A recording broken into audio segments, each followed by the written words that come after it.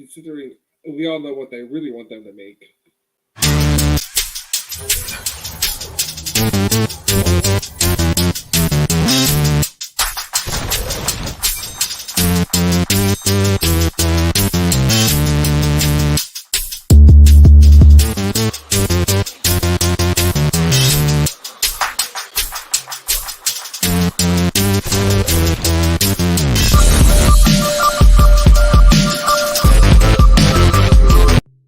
Ladies and gentlemen, welcome to the Diz Idiots podcast for March 3rd, 2022. Coming to you live, not from the Galactic Star Cruiser, because we are not that level of influencer. We wish. We're not a Mangello. We're not a Tracker Tim. We got nothing. We're not even an influencer to our moms at this point. It's okay, though. Even TPR was there. Yes. So I am going to tell you right off the bat, I have read some articles. I have not watched a single video about it except for 30 seconds of the line dancing, because why? But I will state, I am just going to come out of the bat here because I was right on one thing. They did the one thing I said they needed to do, and it is perfect. There is a mandatory muster drill. Yes. And that was one of the things I was saying when we were talking about it at the concept page. You gotta, if you're doing this as a cruise, you gotta have the muster drill. They have a muster drill. That's all I wanted. It sells it. I'm with you. I have watched video. I've read things. I've watched some video. I've seen some things. They're keeping the story tight-lipped. I've seen some story moments. Just more or less, I want to get a feel of them. I'm still skeptical. That I'm curious. I can't wait to see what we have when we have paying guests reviews, because I'm not knocking our bloggers out there. I love you all. I'm not knocking the invited guests. Their opinions still do matter. But don't bite the hand that feeds you tends to be what I feel from this. They're gonna be honest, but I don't think they're gonna be fully honest. And I just personally, from what I've seen, I'm like, I know we've been through this. It's a cruise. I'm with that. I get you. I feel it. I'm with you. Me personally, I can't imagine doing this and not just standing there thinking, the immersiveness, the looks are spot on, don't get me wrong. Immersiveness, mwah, beautiful. As per usual, you did it. You've done immersive. It looks wonderful. I think that's a picture going around of there. I'm sorry, blue shrimp. Ooh. Yeah, no. I get it. It's supposed to be, I'm sure it's just a sauce, but still, it's one of those, it's blue. I shouldn't eat blue things. Well, you're going to drink blue milk, too, so call it what it is. Okay, the blue milk is delicious. I did try it. I will admit that. You are right, especially in a influencer space as crowded as the Disney blogger. Unless you're a Mangello, you can be easily not invited to things. Yes, so they tend to. I've seen footage, and it looks like people are having a good time. But I question the longevity of this. Of how can they keep this completely immersive throughout? I actually think the people who go on a lesser time will be more immersed because they will have no choice but to have to interact. I feel if you go and it's fully crowded, you're basically paying to watch a theater production. A nice theater production, don't get me wrong, but I've seen some of the things. They're gimmicky, and it looks like fun things to do with lightsaber training and everything. Again, it's for the price they're charging. I just feel so you're gonna be left wanting, if you will. Part of my thought is when we get to the longer span, where we're beginning to look at, and it pains me to say it, people making second trips. When we get to that phase, I think the real key will be 2 to 3 rotating voyages. And you figure a way to word it so the people in the know can know. And cruises do it all the time. You can book, if you book on a Monday, you get itinerary A. Obviously you would have, on a cruise, it's different ports of call, but there's only one port. They may have already, they probably already internally are doing that. It could be where it could be where no two cruises are necessarily the same. You don't know what script you're going to get this time. It's not that, it's more to not just the changing of that, the story elements and everything, which you could change up. It's guaranteeing, especially like you said, return trips. It's guaranteeing my first trip is as good as my second trip, because that's one. I'm just going to tell you, I could see a performer, if the wrong energy is not there, then they're doing their best. I could see it being less, to some being great and some people being less than. But that's a personal. Again, that's not like exclusive to the Star Cruiser here. That's exclusive. This could happen with anything. Unfortunately, I'm focusing on the fact that I keep harping on they've paid so much money. And part of the thing that we'll get as this goes on is, right now we have the original Broadway cast. OBC. Yes. So, as we get to the next cast, or even the replacements, this is one of the times where I don't think that the guy, gal, whoever, alien that plays the captain for the second voyage or whatever should play the same person. I agree. Captains change, and you're going to need to have it worked out in a way that your captain got the flu. Like, legitimately, you need a fill-in. You don't want to have a different actor and break that immersiveness, so you're going to have the first maid or a backup cap or some storyline ready to go for this instance. Luckily, that can easily be retconned and fixed. Dude could just easily be like, we sent out and got a captain here right now. Folks, we're going to have to delay. Unfortunately, the captain's caught up in something, but we got another captain. We're light speeding over here. You can easily do this, luckily, if you're smart. I mean, and I know they are here. So, yeah, I agree with you that's all going to be there.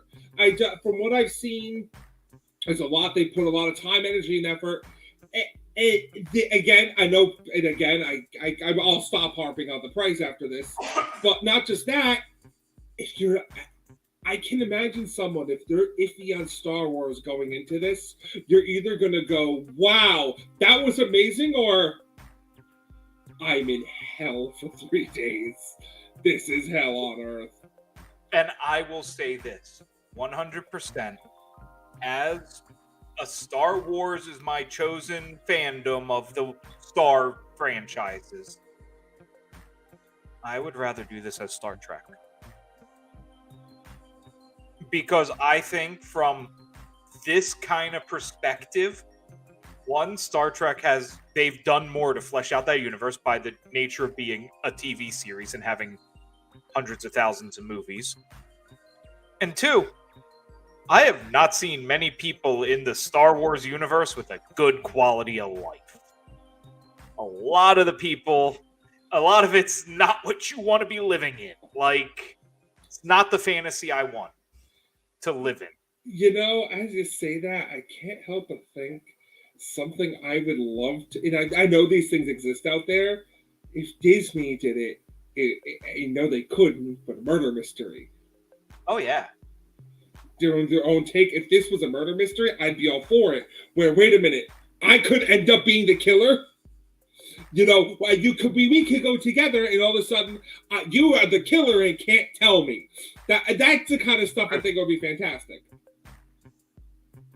You could be the Imperial spy. I know you could. I'm just saying. Not that we haven't already worked that storyline to death on the Jason attraction. Well, I'm simply saying here, because you're going to have kids around, you might not want to have, murder on the Halcyon. Halcyon, how do you say that? Halcyon, I believe. I thought it was Halcyon, but whatever. Murder on the Halcyon cruiser. Agatha Christie, please raise up and write this for us. Well, again, I feel like if we do that, you're now just ripping off Doctor Who. I mean, we're ripping off Murder on the Orient Express with Doctor Who, but yes. Well, and Doctor Who has done Murder on the Orient Express. Oh, I know they have. That's what I'm saying. I'm with you. I'm with you there. In a way, isn't all sci-fi ripping off Doctor Who in some aspect? Yes and no. It's been around for so long. Certain things. Yes. Star Trek kind of really is. Star Trek's the most believable sci-fi. The more I think about it, the more it really is. It's the truest fitting of the sci-fi genre of science to get there, and it's plausible. Star Wars is fantasy. Doctor Who is kind of like in the middle-ish. Yeah, I can see that. I mean, it is, again, even though I do like Star Wars and I like Star Trek has, frankly, if you really actually, you're right, if you want to talk about fleshed out, I mean, there's been a lot of hit Star Trek shows out there. And I've watched several videos on the Star Trek experience, and that thing is awesome. That is this already done better than this is doing it. Mm-hmm. And that's just a cheap Vegas attraction. One of the most expensive attractions ever built, but listen, it's one of those. I'm curious. I'll be curious to see how this goes down the pipeline. Like I said, I want to start hearing what the fans who are going to pay to this go and think. He's not here tonight, but it's here, Brian. But I want to hear the Brians of the world talking to us. I love Star Wars, and I love this, and here's why. And I'm not knocking anyone who goes on this and loves this, mind you. If you go on this, forget the money. Don't forget Bruce. Bruce doesn't care about you go and have fun. I hope anyone who goes on this truly comes back and says, it was, out of this world. I got to use it. It's right there in front of me. I have no choice. By law, I have to say that. I was out of this world. What an experience. I hope everyone who does this truly does love it. As much as I seem to be rooting against this, I'm rooting against this because I think I'm afraid of what current Disney is going to do. I'm rooting for this for the fans. Absolutely. The fans 100% need to be behind it, and I just worry, and it's going to be this to a certain degree because of the immersive experience it is. You're going to get out what you put in.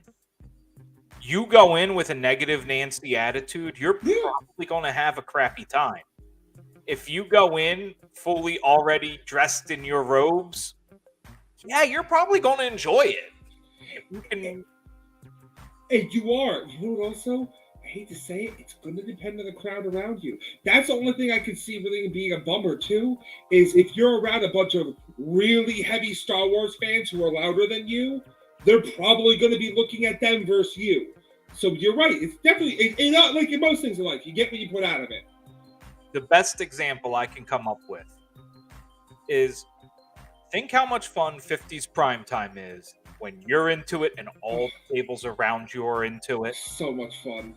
And then think about how bad it is when everyone's kind of low key and it's just a normal dinner with mediocre 50s food. Nobody sits there and goes, man, I really wish I could go back to the 50s for some great food. Like, yeah. That's true. It is 100% true. No doubt about that. So, as a fan of an event that you get what you put into it, what you get out of it when you put into it, and what everyone around you is feeling it, I understand 100% what you mean. Yeah. And right now I'm watching. If you're on Instagram, go to Walt Disney Imagineering, and they have a lovely little video of the station for Guardians of the Galaxy, Cosmic Rewind. Bruce, Bruce, I'll get you covered. I know you. Oh yeah, buddy. Woo! Show Bruce the station. So Bruce the station. Sorry, folks. The little things that people say the little things in life. We're such theme park junkies here. Disney, non-Disney. There's nothing I love more than seeing this a heavily themed station for the first time. System, hence our name, OmniCoaster. One of my favorite things about this job is working with a team of people to solve the technical challenges that we face. For any aspiring young potential engineers, I say that you need to tinker with anything that you can find, see how it works, figure out how it works, learn how it works. I am super excited to share this attraction with the world this summer at Epcot. It's Save the Galaxy time. Hi, I'm Liz, Senior Ride Development Engineer for Walt Disney Imagineering. Welcome to Guardians of the Galaxy Cosmic Rewind. Today we're in the load station testing the ride system. Here on this attraction, our guests can expect the unexpected. This innovative ride system is what we call an OmniCoaster. Very similar to our Omni Movers, like Haunted Mansion, where it points you to the show sets. We do this on a roller coaster system, hence our name, OmniCoaster. One of my favorite things about this job is working with a team of people to solve the technical challenges that we face. For any aspiring young potential engineers, I say that you need to tinker with anything that you can find, see how it works, figure out how it works, learn how it works. Okay. Oh, they improved Gringotts. So, you saw Gringotts, I saw, oh, look, they cleaned up Rock and Rollin'. Well, you know why? She said, and it's moving around to show you the story scenes. That's why I'm like, oh, look, Gringotts got better. Hallelujah. Did you notice what I noticed? What? That train went forward. Mm-hmm. So clearly it's leaving the station forward, going to a fake-out section. I think it's going to turn and then whoo. Or it could be a fake out section. Oh, no. Actually, as it was going forward, I was watching the movement of the trains. It does look like they're starting to turn when they leave the station. So I'm curious if you're not going to turn, face a screen. Woo! Oh, I'm sorry. Did we forget? Am I not supposed to say there's a launch on this and it's backwards that everybody might already know about? Is that spoiler alert? No. I'm joking because we've talked about it before. Yeah. So the biggest thing from how it was initially put to me is that it would go out of the station backwards. That's how I initially envisioned it. I may have misinterpreted. I think originally there were a lot of talk of you facing forward and that without realizing it, then it pulled you backward. I actually think it works better this way because, like you just said, you can go in a misdirection, you can go to a track change because you should have a lead-up scene to why you're going backwards. And obviously, things can change, but one of the things I noticed, there's no gates on those fronts there. Correct. So you're not going to have anything high speed going through there. Nothing high speed. I also was looking. This is the station. Is it load and unload? It was hard for me to tell. I was trying to see I don't know if I saw enough of a platform on the other side necessarily. There is no platform on the other side. Then this is just load. Yeah, there is like a narrow walk. Yeah. Which makes sense to me because that's what I thought for a while. You're going to have the trains come in empty. Because remember, she said OmniCoaster, which kind of gives the impression this is going to slow just enough. Yeah, my thought process on any roller coaster of this size is you need kind of the rockin' approach almost. Or you need to have, ideally, load, block zone unload, so that if need be, you can have 3 trains in the station, Correct. and then you have one after unload, and you just really can stack them there, so you can always have a fresh train popping into load. Correct. Because it's going to see, that's why I really hope, I've said this to other people, I really, truly hope, like you and Brian, when you go down, I have other friends who are going down, I hope they tech this. Seeing this, I truly hope they tech this long and hard. I'm hoping for at least a month of teching. You really got to make sure you're rocking and rolling these trains through, like we just saw. You want to make sure wheelchairs, everything, walker, you want to make sure you were 100% clear. Like you said, it could change. Maybe they're there, they just whatever. No gates. Are they planning on you have one or two showrooms, and when you enter there, it's 2 at a time, in, on, go. To try to minimize the row 1, row 2, row 3, row 4, row 5 backups to that. Because Rockin' does actually a pretty good job for the most part, other than the strip in there of get in, get to your row, get on the train, goodbye. Yeah, and I say, and I'll get flack for this, for the first 2 to 3 years of operation, there is no secondary line. There is no line for the front row. You get assigned it, you go to it. That's it. Preach! Same for the people in the back. After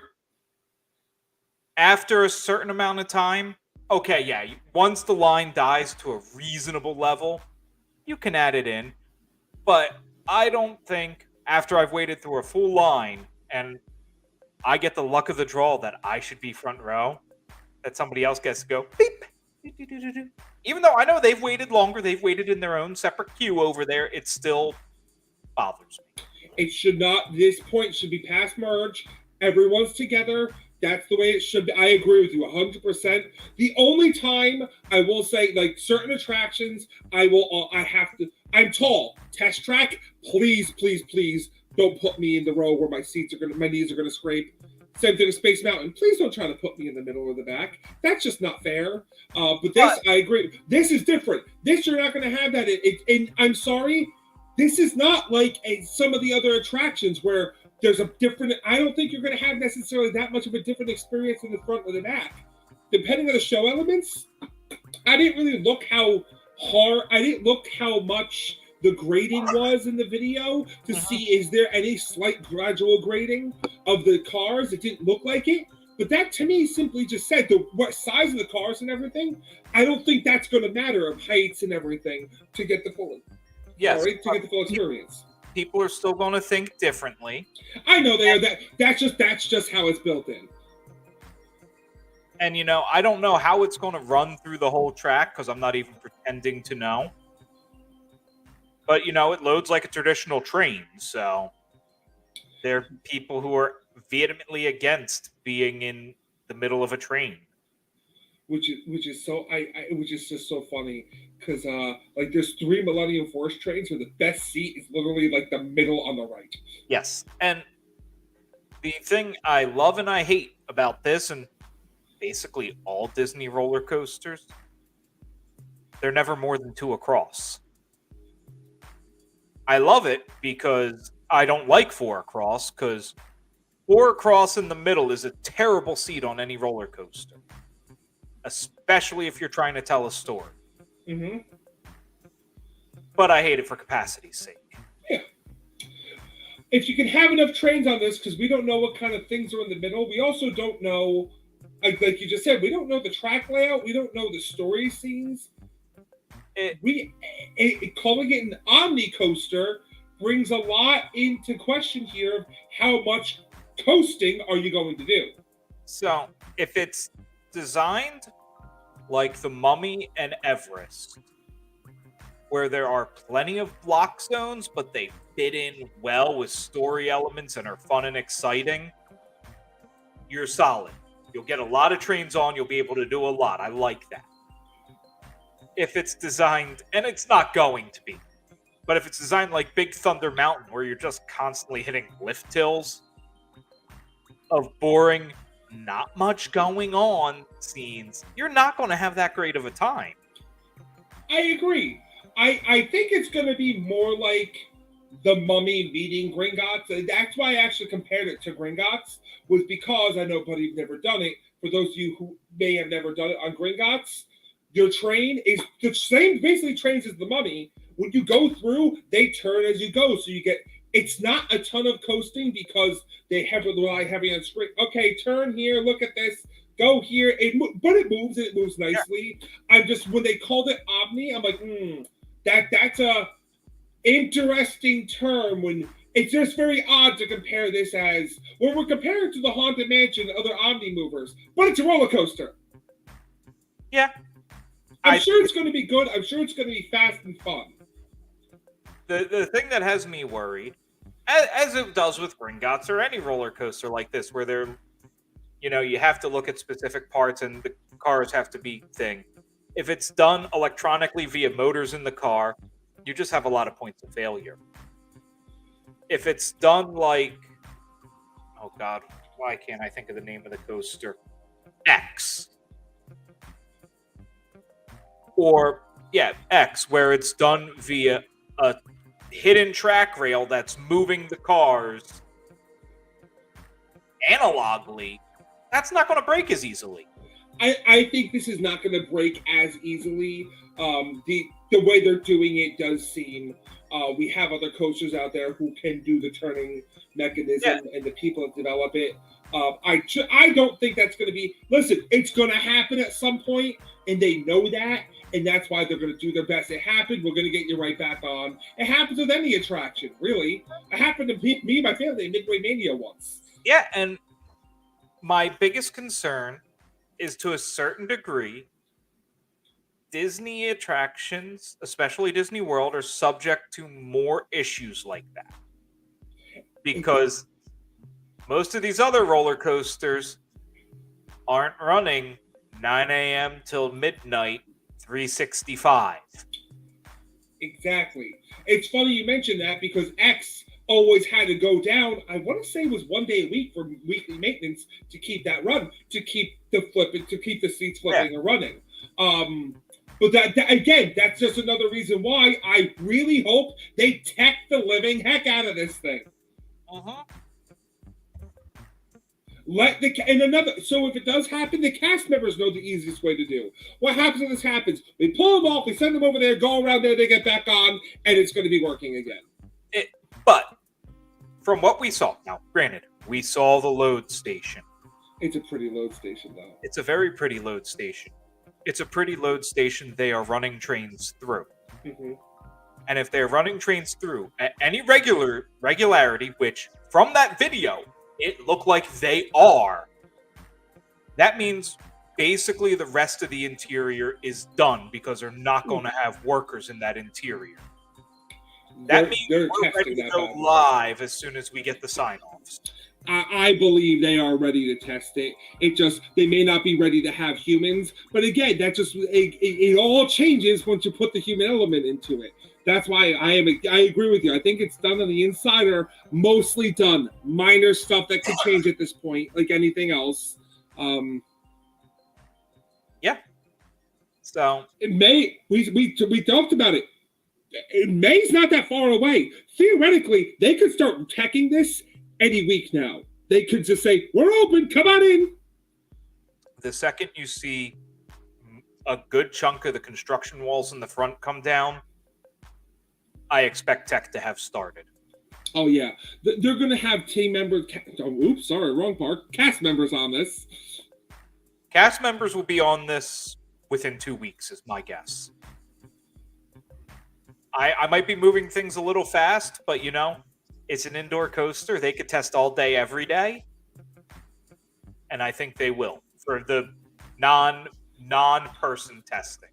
I think it just, you have no choice. I know I know theoretically, and I know how this is going to sound. I know people are going to disagree with this.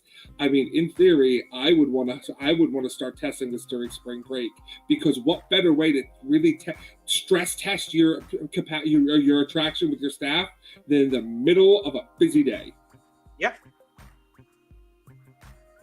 But I will say this, and it could be the one problem that affects it for the teching. How do they advertise that it's undergoing tech rehearsals? If it is a sandwich board near the front of the ride, no one's fucking seeing it. Sandwich board, actually, you would have it at the Future World area, but that's where I would put the sandwich board. You may just have it. Remember, they do everything through a lot of people pushing through the app. You can put it on there now in tech rehearsals, or we'll be teching today, won't be teching. Starting at, you can open and close it at will. That's what they've always done in the past. I worry historically, Disney doesn't like to do this historically. And that's what worries me here. I will say, this is exactly what they did with Star Tours. They tech the hell out of it. Yeah. And they posted it on the app. Their app said now in tech rehearsals, which kind of blew me away because the app still was really young then. Yeah. And really sucked then. And even though that was Star Tours, and that should tell you everything right there. They did that with Star Tours. This is even bigger than Star Tours. Oh yeah. This has a lot more that can happen on a regular basis. That's why I just hope this way, when you come Memorial Day weekend, you want your cast members to be going, oh, look at the crowd's packed today. We got this. Yeah. And I would say, if we're at the point that your cast members are not selected for this ride yet, you have a problem. They are. If they're not, they are, because one big issue with that. Wardrobe. Yes. Because we saw what she was wearing. Unfortunately, that's why I was also watching many layers to the video while watching it. I'm looking to see, it's like, do we see what they're going to be wearing in there? And maybe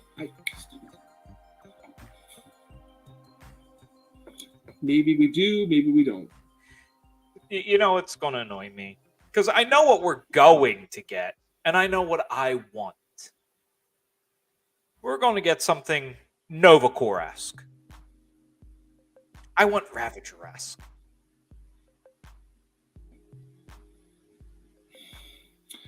Because the only problem with that, it's not standardized enough. What?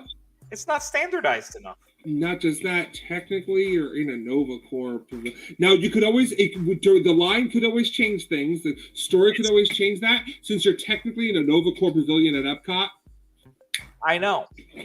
I'm just saying in general, I think I would have had the Ravagers do the whole thing, but that's me. I don't disagree. I think that would have been... listen, I would like it if you start at Novacore and then you end up with the Ravager thing. Just looking at the station, I feel that's highly unlikely. No, it's Novacore.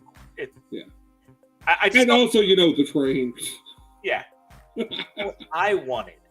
I know. I'm not disagreeing with you. I agree with you, buddy. Because you could have so much more fun with the jankiness of Ravager tech. Can you imagine how fun the trains could have been? The station, it could have been it could have been really cool. And they die less than Novacore. It's not Novacore's fault.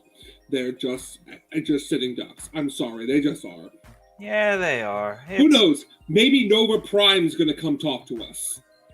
Unlikely, but hey, I'll take it. So, we're just going to move like half a pavilion over.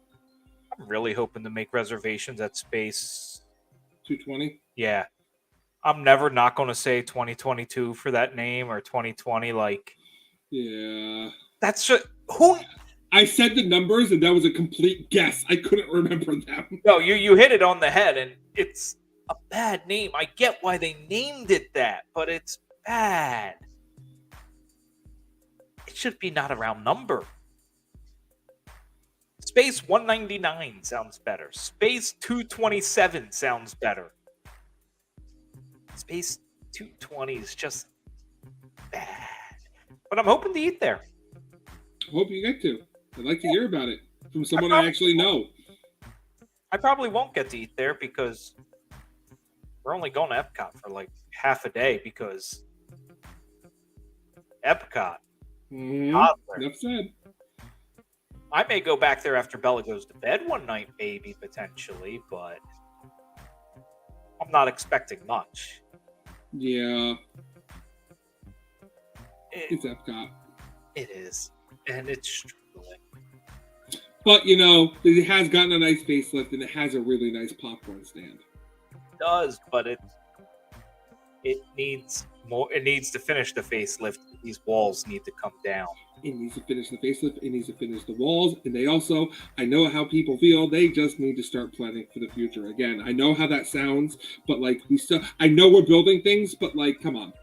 We still need more things we need more things for kids to do still. We need more things for kids to do. I'm just going to say it.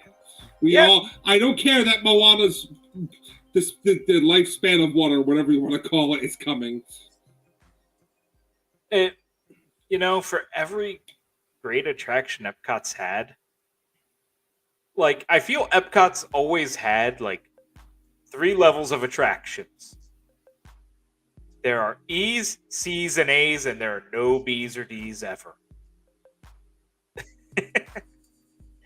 You sit there and go, oh, look, it's the Timon and Pumbaa recycling show.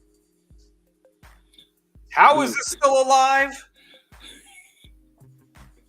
I remember one of the times I went, I'm like, I literally looked at it and yelled at the pavilion, why are you here?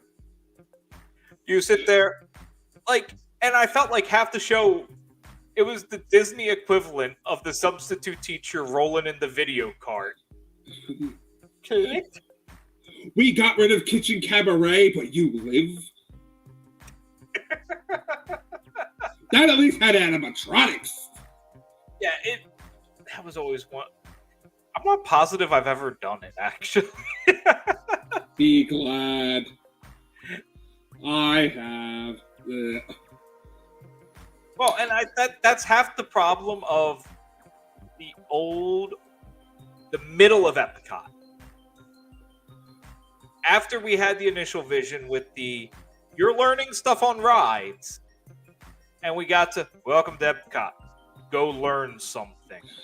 Oh. That's for you, Laura. There was the things they built during that time just weren't good. And you know what I think the epitome that epitomizes this. And there might be people out there going to throw things at me for this. The Sea with Nemo and Friends. I'm sorry. Okay, you want to keep your aquarium? Cool. Well, aquarium pavilion. That's cool. The attraction's lame. The pavilion's lame. There's a whole lot of nothing to do inside of it. I'm thankful you don't have an octopus, so thank you for that, Epcot. I do appreciate that. But still. So, there were a couple Disney stories I saw recently. Because I love when you get non-Disney people having bad Disney experiences and they talk about them because they're hilarious. Mm-hmm. So, the first one was just talking about how bad and budget they called the Seas with Nemo and Friends. And I sit there and go, you may call it budget. And I agree, it's not the best. You have no idea how much it costs to maintain that aquarium, do you? That's exactly the thing. It costs so much money. And that's why I'm like, I get you want to keep it, but maybe do something with it occasionally. Yeah. And then the other one was this guest who tweeted out their harrowing experience. Oh, gosh. Lay it on me. I got to hear this. To be fair, they were probably evac'd from the most harrowing ride to be evac'd from. If you don't know. And that's Kilimanjaro. Oh, okay. Where were the evac from? Did it say? the lions. Okay. And I sat there and I go, yeah, okay, I can understand you think it's harrowing. Honestly, you are probably in the safest spot to be evac'd from. Those lions ain't getting near you. If they thought for a second something was going to happen to you, your butt would have been staying on the truck. They would have done whatever they thought was the safest. I would not be worried about my evac on the safaris because they're sitting there going, if something happens to any of these guests, we're going to own this park. Like, until you are being evac'd and the cast members have tranquilizer guns and or real guns, like out and at the ready, you've got nothing to worry about. People like to be dramatic, and there's nothing wrong with that. I love my dramatics as well. I love my theatrics, but easy here, kids. Like I said, you've heard me say, but you know this. That's why this is the only park with the doors on the bathrooms. Yeah, that's just a giant if. You're being evac from it. They would never, ever, ever do something if they would clearly thought it was unsafe. Well, it's not really safe, but we're going to have you do it anyway because, what the heck? Yeah, and honestly, of the big cats in that park, a lion, I think you have the least worry of. 1, they're nocturnal. 2, they really only hunt if they're hungry, and those lions are not hungry. The tigers are where I think the biggest risk would be, because they're also the ones that are the closest to the actual park area. You're more likely to just have a problem. It's less about being worried about where you're evac'd off and more worried about what one of the idiots you have may do. Yeah. In fact, if you're scared and doing something, a sudden movement and yelp may startle the animals nearby. But for the most part, I guarantee there's a system in place to make sure you're safe as well. Because safety begins with me. And honestly, if there was ever a dangerous animal in the park like that got on the path, we're just going to why they're the doors on the bathroom. It's more than likely to be something like a pissed off ostrich. Like not anything highly legitimately deadly. Something that's likely, if it's pissed off or whatever, it'll hurt people. But it's not getting. None of the big things are really. For the most part, any animal could be necessarily deadly.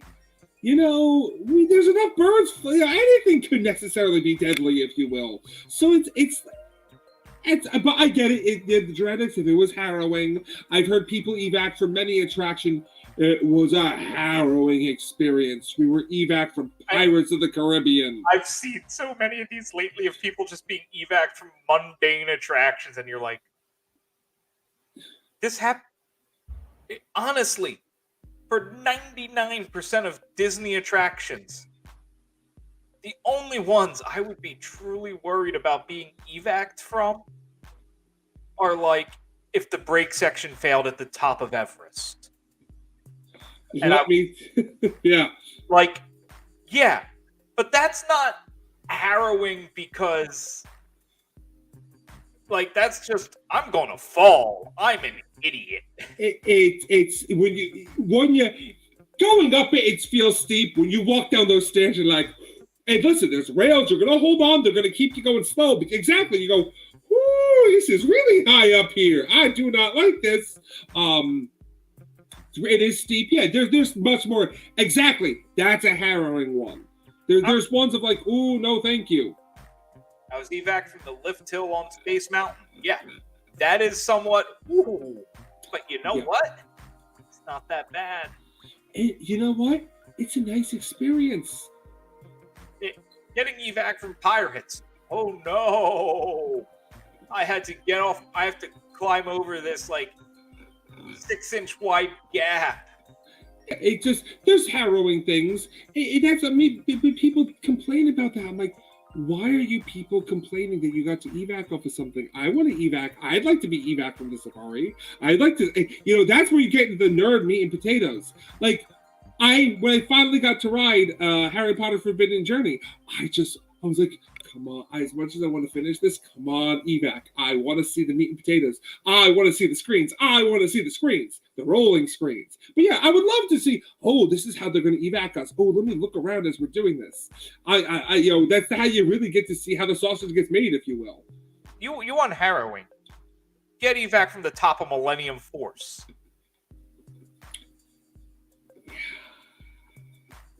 You want harrowing. And it's lesser, because it's at least an elevator. Get evac from Dragster or King Dakar. You don't even, generally for those, you don't have to get evac. You have to lean. Literally. Really stuck, a guy comes up and pushes. Literally. That's that's the exact system. It's more harrowing for the guy who's got to come up and, okay, folks, lean forward, and off we go. Yeah, yeah, but it's harrowing. Now that's harrowing. Sitting up there, because when you're up there, you're actually going to feel that tower sway. Because they do sway. It's just out. Otherwise, they'd fall if they didn't. But being up there, that's people that describe the experience as like, yeah, well, you're safe, but feeling yourself rock gently back and forth 400 feet in the air ain't exactly fun. Yeah, I've always said, on one of those two, I want to experience a rollback. I do not want to experience a stuck. No, thank you. I do not like heights.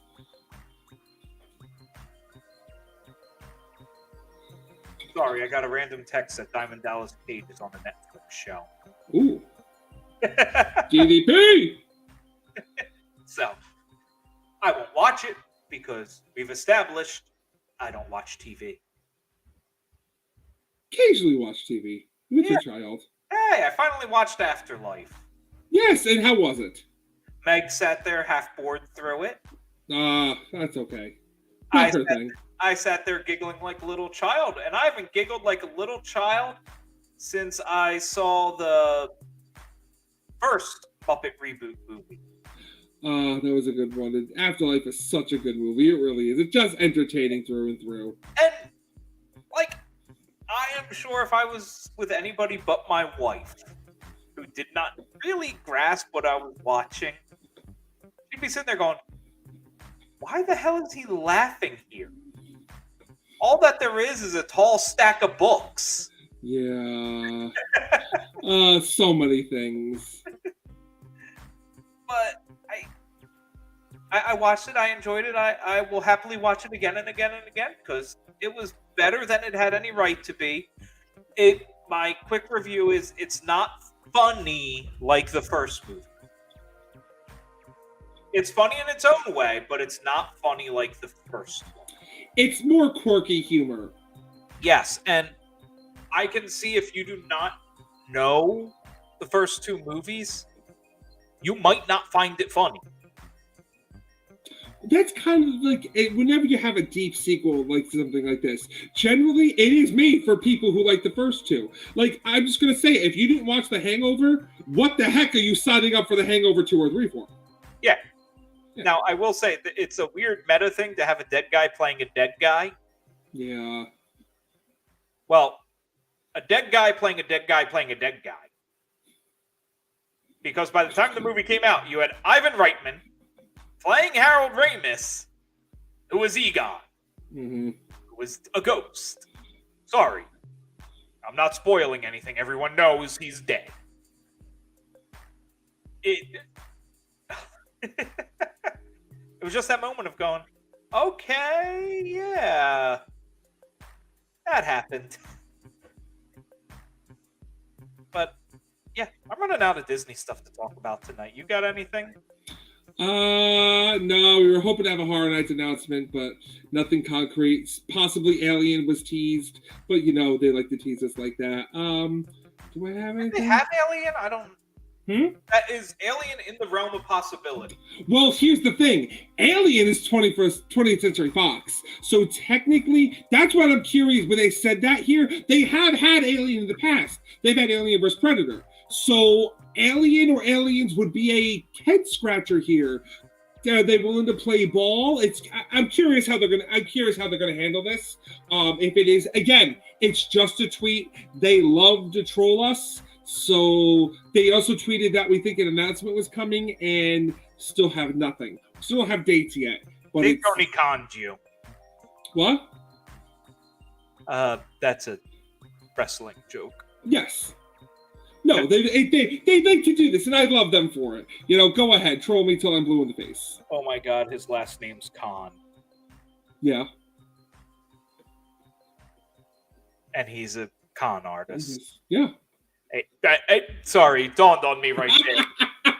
I said Tony Khan, and I went, oh dear God. Okay. But no, Tony Khan every week.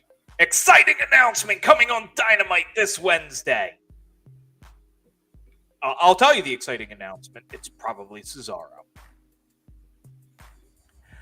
But that's a different podcast. Yeah. Other than that, no, I was gonna say they're taking down the stuff on Shrek 3D, and you see posters and things from the 90s. They're taking down the stuff. No, there's nothing left. It's a shell. No, but they removed the sign. They're removing the signs from the building that they had there on the soundstage, and they have things from the 90s up there. Murder, She Wrote is up there. Some people are like, "Aw." Well, and of course, early speculation: are they bringing back Murder, She Wrote? No. If people don't know, they don't remove things at theme parks. They just build over them. I'm going to touch on that while we're thinking of removing. That's something, because you mentioned Dragster before. I'm monitoring that very closely because I'm very, very curious about what will be happening there. Top Thrill Dragster at Cedar Point is closed for the entire 2022 season. And it just makes me wonder what's going on. Because that's one of your flagship mainstays of pictures of the landscape of the park currently. So what could they be? Could they be getting rid of this? I doubt it, but we'll monitor and let you know. I think we might be looking at a new launch system. Could be. We've gotten a lot better with magnet technology. We might be able to get close to the pulley system in acceleration, especially since we also know the Navy has been working on the similar thing to replace their pulleys. I'm watching, well, not just Dragster, this now has me watching Accelerator and Kingdom Come. Yes. So the Red and Knott's Berry Farm, Kingdom Come, Six Flags Great Adventure. Those are all sister coasters. Therefore, we'll think of one's changing, so we're going to see what happens, because nothing else has announced a change. Accelerator's an all year round thing, but still, we'll see. Yeah. And, that cable, it's a huge point of failure. Well, listen, we don't know. I've looked. I don't know exactly. All I know is the person labeled a severe injury did occur. We don't know how. No one knows specifically how severe, I believe. It might be out there. Just an article I didn't see yet. All I know is during a launch, something happened is severe.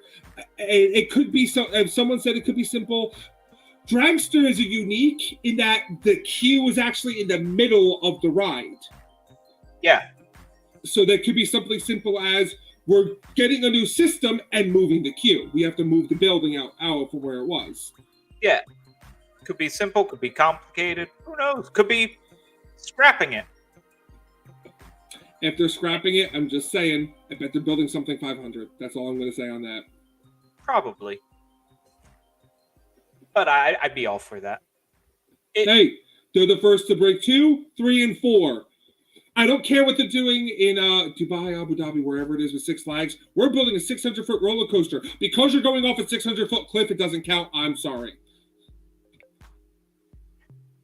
It's always funny how different roller coaster people justify and disprove different things. Oh, no, Dragster doesn't count.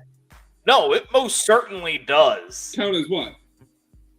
It doesn't count because it's not a traditional lift hill. I've heard that. What?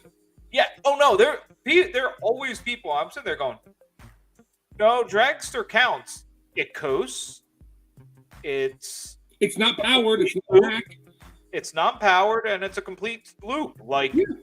any of your traditional arguments do not apply. It's a roller coaster. I mean, by their standards, Wicked Twister wasn't a roller coaster. And by many of them, they would say it wasn't. And, to a certain degree, I can get that, because while it is not powered, quote unquote, it is not powered for such a short, part of the attraction. But it does coast down. It coasts back down, powered up, and coasts back down. I get it. I can understand the thinking it's a glorified flat ride. It's the Ring of Fire that you see at a carnival. Is that a roller coaster? No, it's not. I'm telling you right now, ladies and gentlemen, it's a flat ride. Argue me if you want. Fight me. I changed my mind. I won't. Well, and following the same logic, Wicked Twister, not a roller coaster. The sister coasters that they now have that are just a complete loop are a roller coaster. Which I like them. I've never ridden one, and I never want to ride one, because for some reason I look at those and go, coasters that look like I could get stuck in a precarious spot for 1,000, Alex. And I don't want to be stuck. I'm not scared of it breaking down I'm scared of just being stuck and having to pee.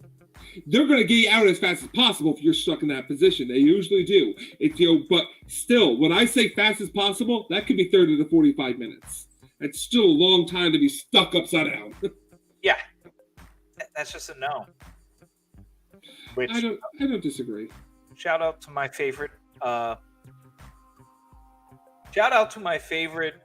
unique element of any roller coaster, and that is the slow roll on Hydra. You love that slow roll. I love it. I hate it while I'm on it, because I could literally feel everything in my pockets just going.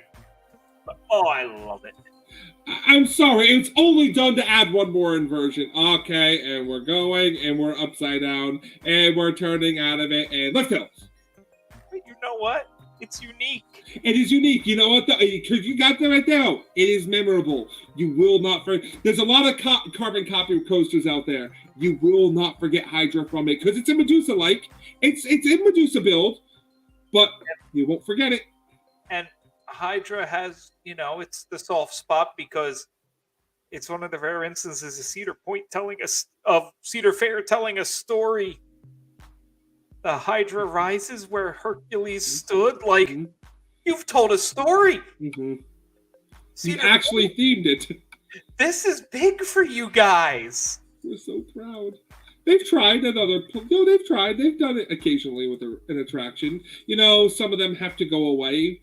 Whitewater Landing at is it Whitewater Landing? The water ride that was at the bootlegger water ride that was at a Cedar Point. You know the one I'm talking about. Shoot the chutes.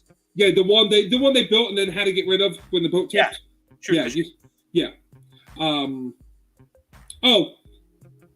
If any of you go down to the Orlando area, because we are Disney talk about there, and you go down to the Orlando area, Icebreaker, I believe, is now open at SeaWorld. I saw. At least they had their official opening day by actually breaking ice. But if anyone happened to go, I know, I dig it. If any of you happen to go down and ride it, just let us know how it is. I had been looking. I really haven't read too much about it. It looks okay, but that's all. Yeah, maybe one day I'll get back to SeaWorld. But you know what? I think this is a great time to say, we're the idiots. So you don't have to be. And until next time, that is Bruce. I'm Dozer. And we'll catch you on the flip-flop.